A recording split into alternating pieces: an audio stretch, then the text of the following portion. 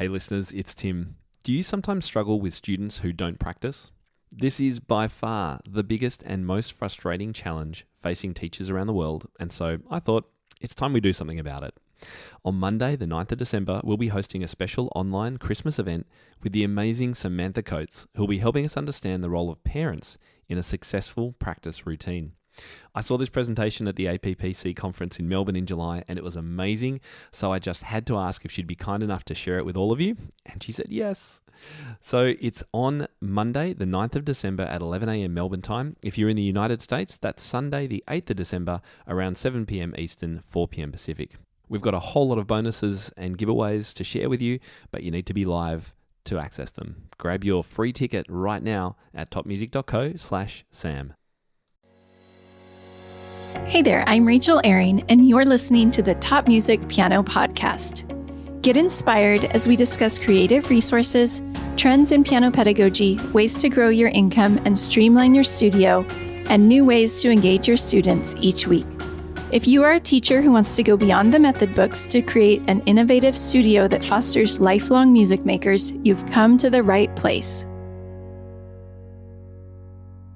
Hello, piano teacher friends. Thank you so much for joining me today. If you have ever considered teaching preschool age students but aren't sure what it would take, you are in the right place. Today, my good friend Amy Elmore is sharing her experiences of teaching preschool age students and giving encouragement to those of you who aren't sure you can do it. Here's a little bit about Amy. Amy Elmore is a seasoned piano teacher with over 30 years of experience. She owns a lively multi-teacher studio in Southern California that welcomes students as young as 3.5 to those about to graduate from high school. Amy didn't originally set out to be a piano teacher. She fell into the profession in high school when her teacher asked if she would take on some students of her own. In a full circle moment, after teaching solo for many years, Amy hired one of her high school students and started down the path of becoming a multi-teacher studio. Over the last several years, Amy has developed a keen interest in the business aspects of running a studio. Her academic background is as unique as her career path, holding a bachelor's degree in home economics and a master's degree in marriage family therapy. This unexpected combination enriches her approach to teaching and business, bringing a fresh and multifaceted perspective to the world of music education. Recognizing the potential to expand her impact beyond the studio through coaching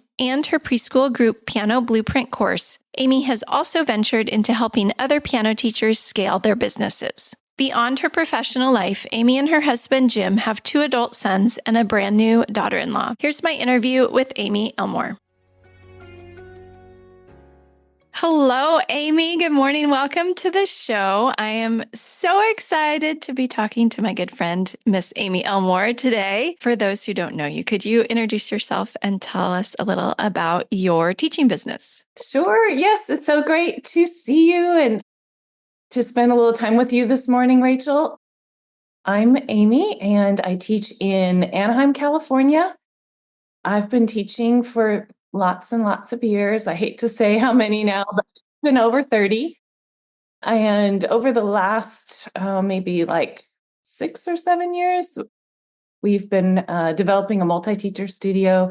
So now I teach and manage others, which is a whole new level of business I never thought I would get to, but I love it. And we teach kids ages 3.5 to like 18-ish through high school. We have some mostly private lessons, some group lessons, and we teach piano, voice, guitar, and ukulele. And that's the brick and mortar side of the business, what's going on now. Great. And for those who don't know, our studios are probably about 15 minutes away from each other. So we get to see each other occasionally in real life and share struggles and joys and all of that of running a multi-teacher studio. So that's fun to have real life friends that you can connect with and share all of those things with and encourage each other, right? Yes. And have coffee. And yeah. Well, it's fun to try out new places with you, Rachel. Yes, for sure. So today we're going to talk about how your preschool piano classes have had a positive impact on your business. You mentioned that you start kids at age 3.5. Can you take us back to when you decided to incorporate preschool piano offerings into your studio and what led you to start that? Yes. So it was actually not even my idea. It was my husband's idea. He's a good, like, big thinker person, and which I love. And then I'm kind of more of a tactical, like, okay, how do we make that happen kind of person. So we have a preschool that was near the studio, and he was like, why don't you reach out to them and start teaching groups? And I had actually taught a few private lesson preschoolers. So I don't know how the conversation started, but it was his idea. And that's how we started. And I reached out to the teachers there, and I'd already had a relationship with that preschool because our kids went through that school. So they knew me already, which was helpful because I think sometimes, and you've experienced a little bit of this as well, sometimes teachers or preschool staff are like, what? You're going to take out and they're going to be gone for a bit. And so it can be a little bit of a learning curve, but that's how it started. And that's how it's continuing. Is we work mostly with that preschool that's near us, but other students have found us online and just come directly. And actually, we have one student that came to you originally, and you referred them to us, and now that student went through our preschool class and is now a private lesson student. So Yeah. thank you for. Yeah, of course. I think when that student came to me, we didn't have something for that age. And I didn't realize that it was your husband, Jim's idea. But I have to tell you, when I met you, I was interested in music classes for preschoolers, but I hadn't really thought about piano specific classes for that age. So you actually inspired me to start thinking about along those lines as well. And so since then, I've offered a couple of preschool piano classes here, but I love the idea of incorporating the piano. And typically there is a lot of general music that goes into it as well, but it all kind of centers around the piano. Before we get into all of that side of it, the practical side of how it actually looks, can you tell us what the impact has been on your studio of including preschool piano in your offerings? Yeah. Yeah. So it's definitely reaching a new demographic of students, demographic that I never thought that we would ever reach. I mean, I was of the mindset that you teach students when they can read and when they can sit still. And I mean, when does that ever happen? Especially when you're working with young beginners, even in grade school, you know. So that was the old school mindset. And so reaching out has helped us kind of reach that new demographic of younger students. And also, it's helped us build our studio from the ground up. So we have students that we've started with the foundations that we find are important and valuable. And as they continue to grow into private lesson students, we know like that they've gotten a good foundation. I know it's hard when we have transfer students and you have to go back and fix a lot of things, or adjust or pivot or whatever if there were gaps. So I hope that by offering the preschool piano groups that we sort of start to minimize the gaps that could pop up in the future. And then one of the things that was really unexpected for me, it doesn't really affect the studio, but after having offered preschool courses on my own and kind of navigated and figured out, made mistakes and figured it all out, not all of it because we're still figuring things out always, but through that process, I developed a course for teachers. So that was unexpected. I didn't set out to do that, and it was kind of cool how that became an impact as well. Yeah. So now you're teaching other teachers how to teach preschoolers. So, since you have some of that background, could you speak a little bit to the teachers who perhaps are feeling a little intimidated by teaching this age group and maybe they don't know what to teach or they feel like they're not qualified to teach preschool age students? Yeah. Well, first I would just say that I a teacher, I think, knows more than they think they do. So if you've been teaching for a while or, even just a year, you've started developing the way you interact with students. And, if you've been teaching for a long time, you have all kinds of things in your toolbox that you can use to apply to preschoolers, to this age group, and to preschoolers in a group setting. So I just think that we get in our heads a lot and we think about how things should be. And, oh, well, they should be like this. And I'm not like that yet. Right. And then we talk ourselves out of it. And we're like, I can't do it. I can't. I don't know preschoolers. I've never had a preschooler. I don't, that age intimidates me. I don't know how to talk to them. I don't, whatever. It's truthfully, it's like every time we try something new, we're going to be beginners at it. And so one thing that's always stuck with me, my son's third grade teacher used to tell them, it's not hard, it's just new when they would try something. So that would be my encouragement to teachers who, first you have to kind of have a little bit of a desire there, right? You're not going to force yourself to do something that you don't want to do. But if you kind of want to, but you're not sure, just remember that you're a beginner. It's not hard. It's just new. And in so many cases, we can learn anything. And we're really qualified if we're just a few steps ahead of who we're teaching.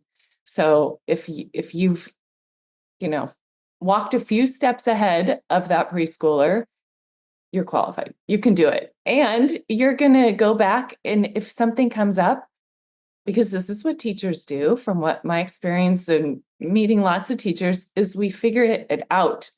We Google it, we ask a friend, we read about it, we listen to a podcast. So don't let the fear of intimidation stop you if you really want to do it, because you'll learn as you go. Yes. Thank you for that encouragement. Well said. So tell us how teaching preschool group piano is different than maybe teaching other group classes. Okay. Yeah. Well, I've actually never taught group classes per se, as the way a lot of people are talking about them in with older groups. I mean, I've done buddy lessons and we've had like the one-off group performance classes or workshops or things like that. But our studio has not been a group class studio. So there are probably a lot of things that I don't know about that side of it. But in terms of teaching preschoolers in a group setting, and what I'm guessing may be different is that we go slow and we take our time and we repeat often. So that could be what may be a little bit different. I can't totally speak to that since I've never really, I can't compare like apples to apples, but I think you're exactly right. I was actually thinking when we were talking about teachers being intimidated by this age, that it's in a lot of ways, I think, easier to teach this age because really, if you have 10 ideas, you can just rinse and repeat those 10 ideas. Little kids at this age, they love repetition. They love games. They'll love anything you do that's even slightly creative, right? Like if it involves a sticker or a beanbag or anything, they're going to love it. So if you just have a few ideas and, do 5 each week and you've got yourself a class. right. And if you can have a stuffed animal alongside of you that is Mm-hmm. talking and teaching sometimes too, or you create a funny accent or something. So I think, yeah, they're very forgiving. I would say that versus older students, because I think we can be a little bit more hesitant with older kids. Like, what are they thinking of me right now? I'm totally being silly. But preschoolers love that. They will eat it up and they don't, there's no judgment there. They're Correct. Yeah. in for all of it. Yeah. Yes. That being said, I know that you do have a little bit of a framework for teaching. So how do you know what to include in the lessons or what maybe the progression should be from one concept to the next? Yeah, that's a good question. And I think that's what I struggled with a lot when I first started teaching. I thought, well, I know how to teach piano, so I'm just going to like wing it, right? So I'm going to have these little kids in there and we'll just start and I'll just grab things from here and there and we'll just kind of wing it. And then at the end of every lesson, I thought, am I even a teacher? Like, I don't know what just happened. And it felt so discombobulated. And so over the course of several months, I just started at the end of the lesson, I would write like a little note, what worked well and what went off the rails.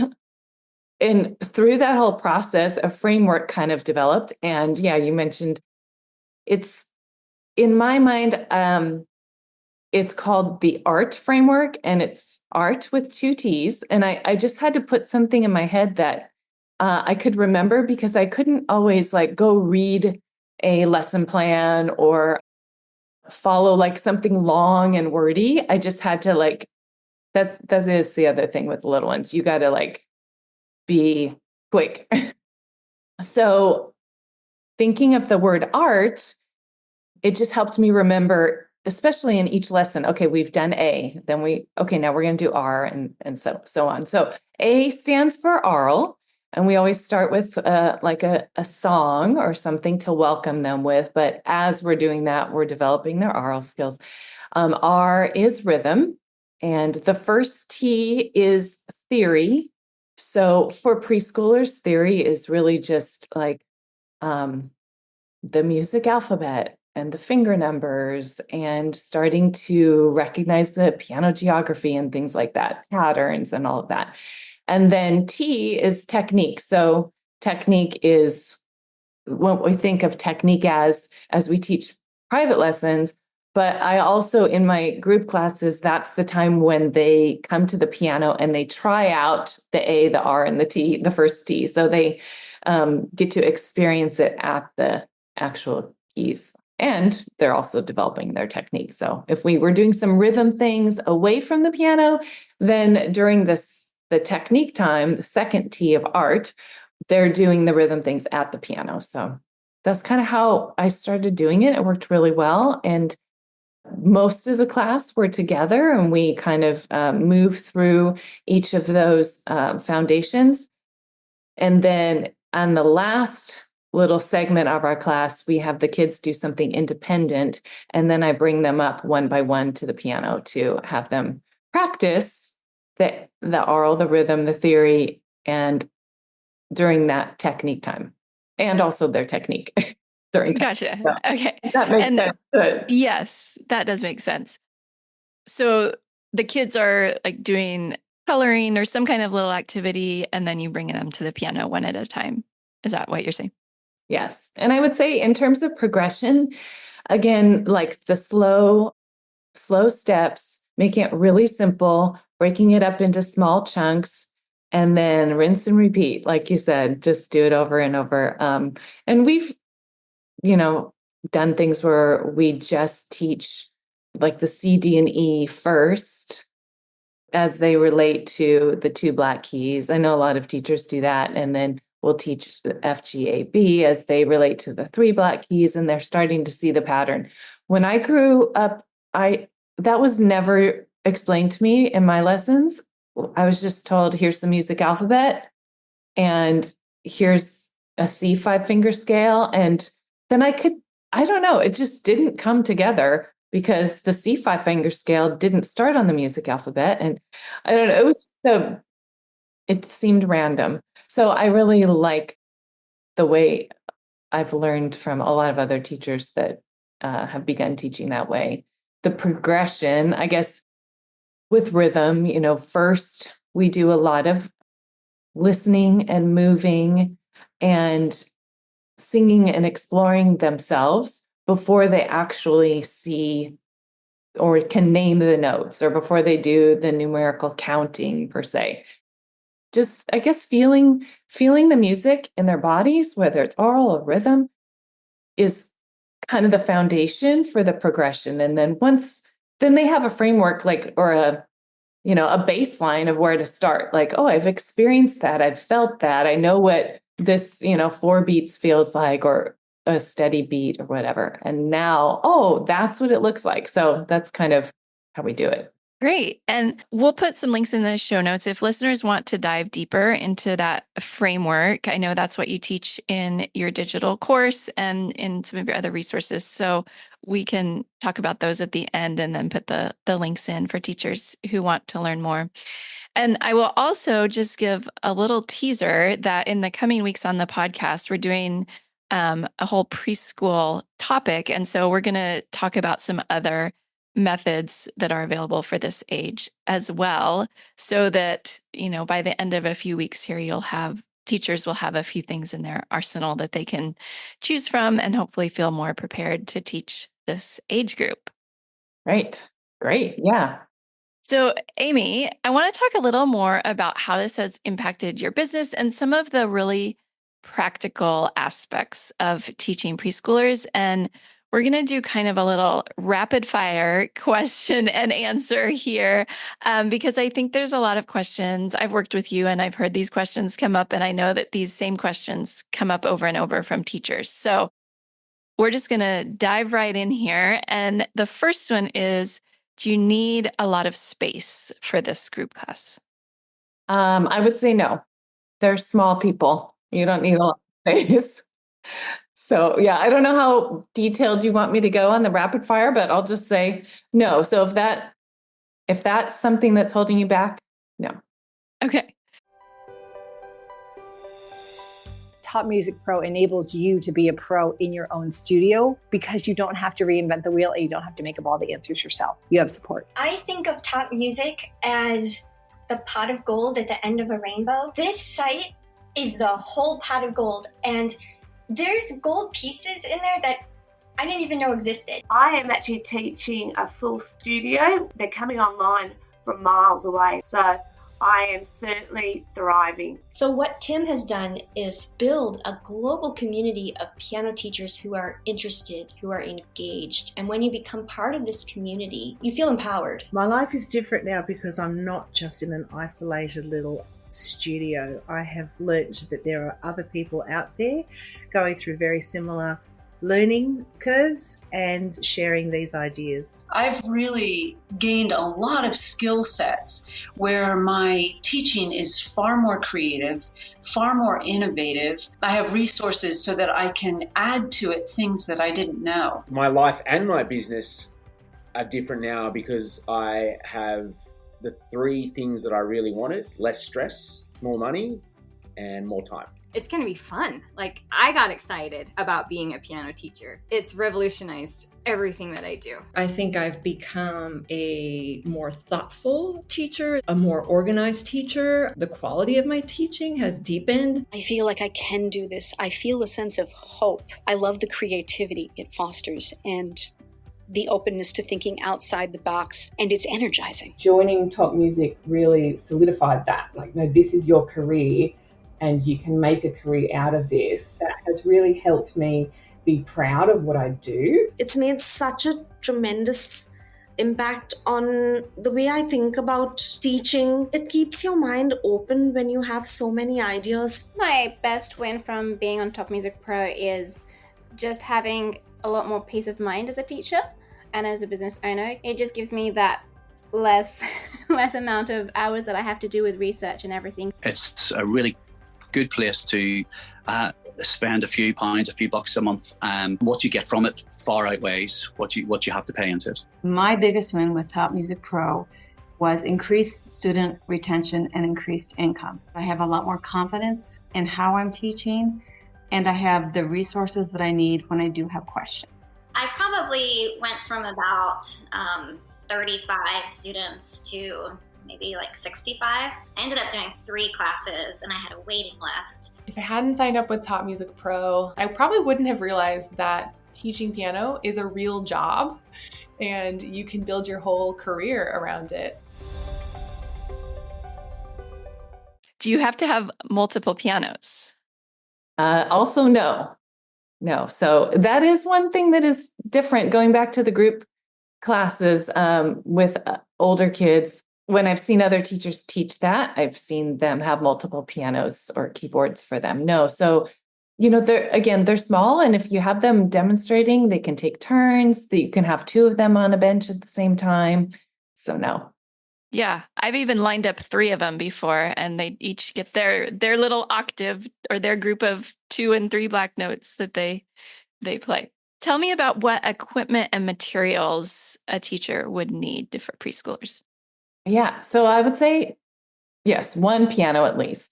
And then if you have space for a small little table and chairs, that is nice, but it's not required. You can have like pillows that they sit against and lean up against a wall, with a pillow behind them, and like a little lap mat during coloring time or whatever. But some way where they can write or color. And crayons, coloring sheets, and any other kind of manipulatives, but I don't think it has to be a ton of things. Like, we have our piano safari animals, and that's kind of a highlight for our students, but we don't have a lot of other elements that are required. But if there are things that you love and you've taught them before in private lessons and they've been game changers, then try incorporating them with your preschoolers too. Yeah, and the more you do it, the more little things you will accumulate. I can attest to. Yes. What size group have you found works best for this age? I really like 4, but anywhere from 4 to 6, I think is good for one teacher. More than 4, I would recommend like a teacher and a helper. Yeah, I was going to ask you about that. And especially at this age, just to have someone to take them to the bathroom, things like that. It's nice to have a helper, even if it's like one of your teenage students or something like that. Is that what you've found as well? Yes. Yep, definitely. All right, here's a big one. How do you know what to charge? Yeah, that is a big one. Well, like a simple answer for going rapid fire, I do approximately 60% of what a 30-minute private lesson would be. Okay. So per lesson. Did you say 60%? 60% of the 30-minute lesson. I can't do math off the top of my head. I should have. Oh, that's okay. Put some numbers together, but and then in our group classes, which I think we do a 40-minute class. So you want to give some value, but it's also time consuming to get it all set up and ready to go, and you want it to be worth your time also. But yeah, 50% with 4 students is definitely more than what one private lesson would be. So you're increasing your revenue without increasing the amount of lessons you teach. Nice. And you said that you do 40-minute classes. Does that seem like the best time frame for you? Yeah, that's kind of a sweet spot for us. 30 minutes goes by really fast. And you want to be moving in your classes, but you also don't want to feel rushed, because they can tell when you're just there to like check a box, and being able to connect with them and not feel rushed is really important. We've had some classes that were a little bit longer, and I had a student that was just like kind of going off the rails. And I said, "What's happening? What's going on?" And he goes, "It's just so long." So listen to your audience and make adjustments as necessary. But yeah, that's what we do. We do 40 minutes.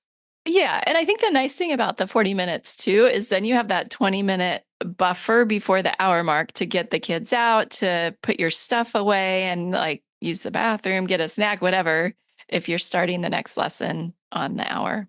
Yeah, for sure. All right. And then how many classes do they sign up for? Do you do it by month or year or semester? What do you typically find works? The process that we do is 12-week sessions. And that's how I've created the course as well, is in 12-week lesson plans, 12-week sessions. And then for our studio, we do 2 12-week sessions. So one in the fall and one in the spring. And then during the summer, we just experimented this past summer with a 6-week session, and that worked also. So you could do like 2 6-week sessions, 2 12 weeks.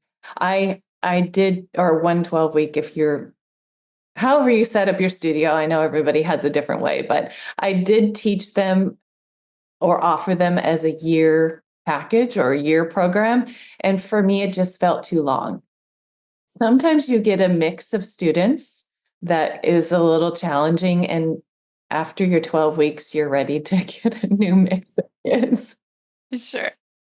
And then do some of the students carry over from fall to spring, or do you bring in a new batch, or does it just depend? Right. It just depends. So sometimes kids are really young and they'll do another session. And again, the rinse and repeat is valuable and it's worthwhile. And you can share that with parents, that the benefit of that, and they're happy to sign up for another session. And then sometimes they're older or they just caught on really quickly, and then I'll move them into a private lesson after that. And do the parents sit in on the classes, or is it just you and the kids?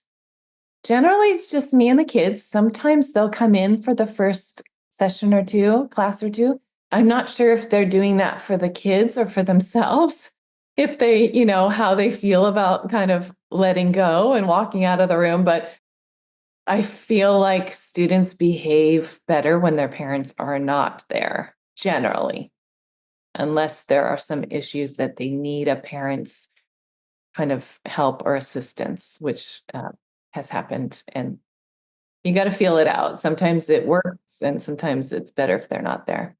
Yeah, understood. And do these kids do any practicing at home? Do you require them to have an instrument at home? No, I do not require them to have an instrument, and they do not have to practice. They can if they want to. And I send a progress note or, like a follow-up email after every lesson. So at least parents know what we're doing. And some parents have a musical background, and so they will, help out a little bit and say, show me what you did. And others that don't, it's just a weekly time together to explore music. And that is one thing I love about the preschool classes is I don't have to give them an assignment and follow up. Did you practice? Did you, there's no pressure in that. And that really, I love that part of it versus the private lesson. Yeah. Do they learn songs, or is it more just technique, like playing white notes and black notes and things like that? Yeah, mostly it's technique, but depending on the age, they will learn like hot cross buns. Most of them can do hot cross buns. We'll do it on 3 black keys or E, D, and C. But I think that's the other thing is I had such high expectations or different expectations for the groups that I thought they have to come out of these groups and have songs, right? And because I had a parent ask me once, when is my kid going to play like a real song that I recognize? And this is like a 4-year-old that had been playing for 3 weeks or something. So we get these thoughts and ideas in our heads because other people put them there. And then we think, what am I doing wrong? They're not learning like actual pieces. But what I've noticed is that the stronger they get with all their technique and just the foundational elements, the rhythms, being able to find the notes on the keys, then when we're ready to introduce songs, and I love to teach by rote when we start, but then they just like take off. So you just build that foundation really strong. And then when the songs come, and then it's like, yeah. Are there things that the preschoolers learn in addition to musical concepts that you think are valuable in these classes? Yeah, I'm so glad you asked that question because I think sometimes we can get really caught up as teachers with, did they learn a specific song? Are they really curving their fingers like they should be? I still see flat fingers, whatever. And first of all, we have to remember their age. And secondly, we have to remember that they are learning so many other things like confidence. And in a group setting, they're learning how to get along with each other, how to take turns, how to listen. They're learning fine motor skills as they explore on the keys. They're developing their large motor skills as they march around the room and clap. And those are some really great, marketing components to reaching out to parents about the benefits of it, because some parents may think, well, my kid's not really going to be a musical person, or we're going to do sports, or we're going to, or something, but if you, and that's fine, they can do sports or many things, but I feel like it's this age, this age bracket is when parents are starting to explore all these different things and see what clicks.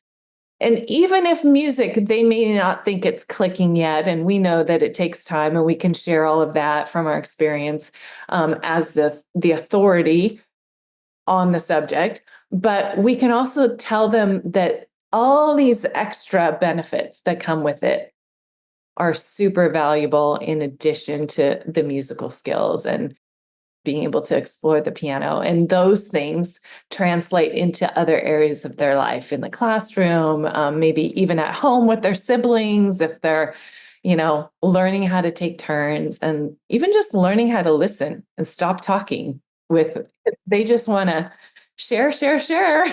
There's always a story from a preschooler, but I think those soft skills, I guess maybe are so beneficial. And as we're teaching them confidence, we're learning that, as teachers who may be exploring this to begin with, that we're beginners, and we're getting confidence as well from doing something new, from taking small steps one at a time, from making mistakes. I mean, that's a huge one, right? If I had learned when I was younger, it's okay to make mistakes. If I had learned that from many people, but I mean, it would have been a great place to have learned that from my piano teacher.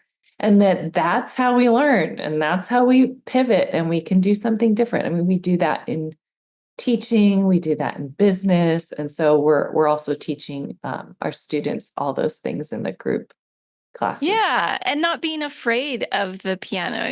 This age, they don't have that fear of performing or fear of playing a wrong note. And so starting them then, when they just get comfortable playing the notes and not being afraid of making mistakes, like you said. Do you do any kind of performance at the end for their parents or families, or do you send videos or anything?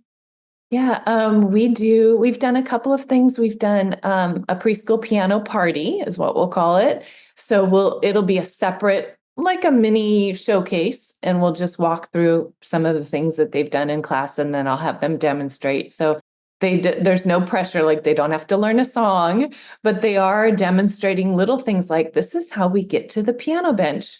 We slide onto the bench. We don't crawl over the top of it and put our hands all over the keys while we're getting there, which is, you think, oh, well, that's, of course, everybody knows that, but not a 3.5-year-old or a 4-year-old. And so it's just cute to see their little bodies, like, being all grown up at the piano and checking their distance and getting all situated. So even demonstrating that is one of the things that we'll do at a preschool piano party.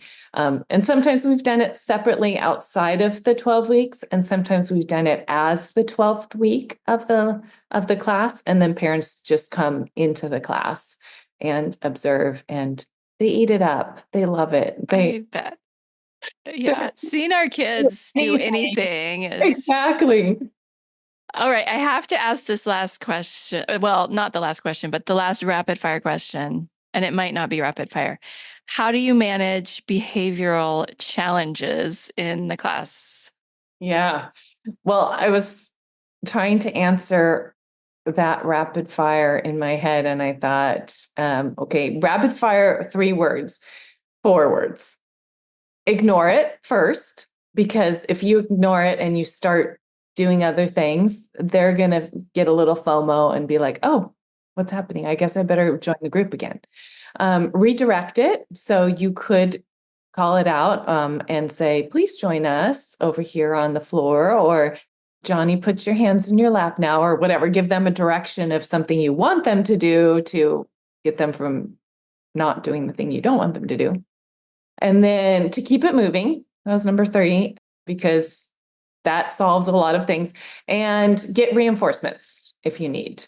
So ignore, redirect, keep it moving, get reinforcements, as in another helper, or if the parent needs to come in for some particular students, that helps. Yeah, that was great. Good rapid fire answer there, Amy. And I would just say, don't get discouraged if behavior things come up, because that is normal and it doesn't mean you're a bad teacher or you didn't handle the situation. Every kid that comes in the room is going to be completely different. And it takes a while to learn what makes them tick and how you can, manage the behavior. So when it happens, just know that's normal. Yes, I'm sure if you would talk to any preschool teacher anywhere, they would tell you that those things come up every single day in the classroom. Yeah. Yeah. Yeah. Amy, this has been so valuable. Thank you for answering all those dozens of questions I just asked you. I do want to talk really briefly, because this is unrelated, but you are so good at connecting with other piano teachers. Sometimes we feel isolated as piano teachers, I think, because we're just in our little studio doing our little thing, unless you're in a multi-teacher situation. A lot of times it's just you. So you're so good at connecting teachers, building relationships, fostering that community of teachers. What value have you found in your network of teacher friends, and how can listeners foster their own teacher friendships? Oh, well, that's sweet of you to say. I think I started building relationships with people because I needed it. I mean, we go after the things that we need to for our own selves. That sounds very selfish, but I needed that support and camaraderie, and so I kind of looked for it. And in the process, I learned so much from meeting with other people. But I would say, yeah, just so much is gained from not going at things alone. If you feel isolated, the antidote to that is finding other people. And it may feel scary to put yourself out there, but there are teachers that are out there that want to connect with others and want to be there and support you. So don't be hesitant to step out of your comfort zone maybe and make an introduction or something. But yeah, we can get our questions answered, we can get inspired. But I think what also is beautiful about connecting with other people is that other people see something in you that you haven't been able to see in yourself. And that can be so motivating and just life-giving when you feel like, am I going on the right path? Is this the direction? Talking about preschoolers, do I even want to go that direction? And just being able to share with other people and to have someone look into your world and say, you have what it takes. You can do this. Sometimes we just need someone to come alongside us and tell us that we can do it. And that's the value, I think, of building relationships. And yes, that's what I would say. And as a follow-up to that, can you tell listeners about your piano teacher happy hour? And then if you want to talk about your other offerings and where people can learn more about you and connect with you, that would be great. Sure. Yeah. Piano teacher happy hour is a time where we just get on Zoom, and I don't know how the name came up, but a few years ago, I don't know. Maybe I was having a happy hour myself and thought this would be fun to do with other people. But it's happy hour typically with coffee or whatever your beverage of choice is. But we just get on Zoom and we talk about things that are going on. It started with all topics, and I think the teachers that have kind of gravitated toward it are those who are growing and building and want to ask questions business related about their studios, and how to set up systems that feel smooth and automated. Because what I've noticed recently too is a lot of the teachers doing their own teaching in their studios, but they have like this passion project, this side creative hustle that they want to do. And in order to do all of that side fun stuff, they have to have a studio that kind of runs smoothly, and getting those foundations and questions answered. And that's a little bit about the happy hour. We were doing it once a month. I'm not sure. We're not doing one in December, and I'm not sure how it's going to look in the next year, 2025. It's so hard to find a good time for everybody, but yeah, so stay tuned, I guess, find out when that will be. But it's so nice to meet people that you've only maybe seen on Instagram or Facebook, and that maybe you've DM'd with them, but you've never seen them face to face and have like a live real-time conversation. And just hearing what people are up to, it's really inspiring for me too, because people are creating resources and courses and stickers and journals and coaching, all kinds of stuff. So it's an inspiring time. Yeah, I've loved it when I've been able to come, and we should say it's free.